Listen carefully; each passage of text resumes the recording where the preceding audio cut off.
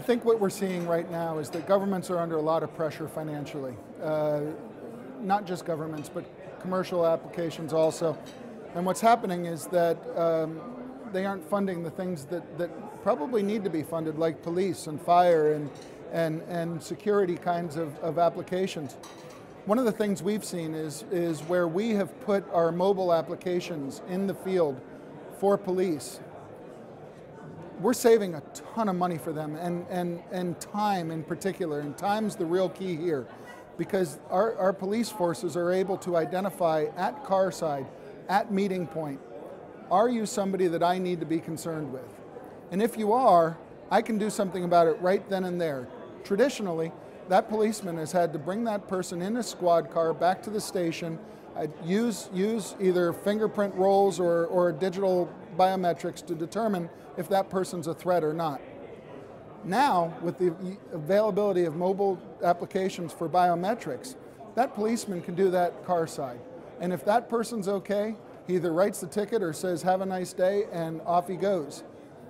That is already saving police cars, police time, and police money in a way that I haven't seen before. And police forces are now benefiting from mobile biometrics like nothing they've ever done before. So that's a real cost savings to police departments around the world. Telecom fraud has created an environment where in some countries it's difficult for somebody to get a cell phone. And as we know, the cell phones have become very, very important. So now there are programs that are attaching the cell phone to a biometrics. So from my opinion, new financial services and telecom services based and enabled by biometrics are creating new opportunities for companies in the secondary stage, which is the exploitation of the investment of the enrollment of the biometric database. These are not companies that are building the original systems, but they are building applications on top of the ecosystem that has been invested and has been developed.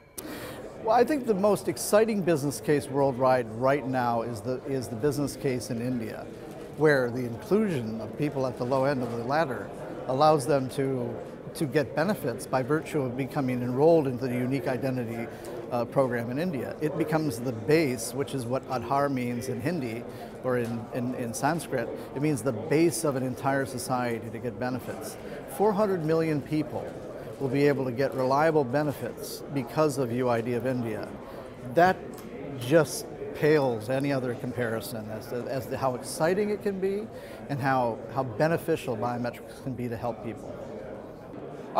Maybe not make money so much as save money, and then the question is, how do we verify the savings? I think there are some projects that have done that. For instance, the Philippine Social Security System project has already verified enough savings to pay for itself.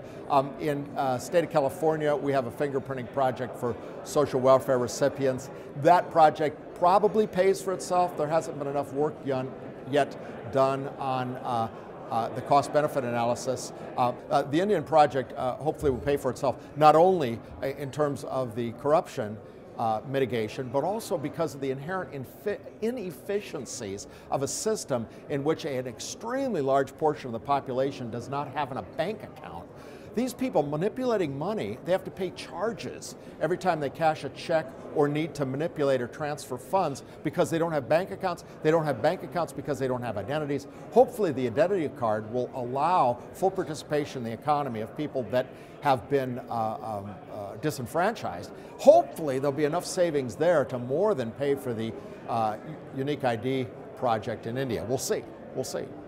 One of the most promising business cases is actually on the IT side.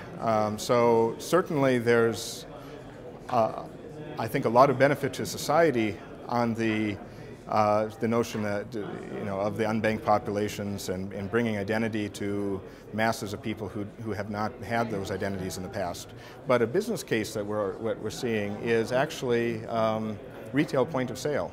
Our technology and biometrics are increasingly being used in cash registers and in medical cabinets and any sort of shared computer.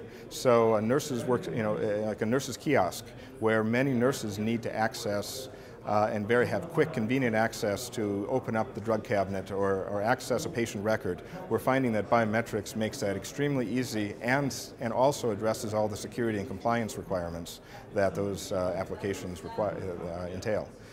So we're seeing that a good business case and a lot of deployments are happening in that environment right now.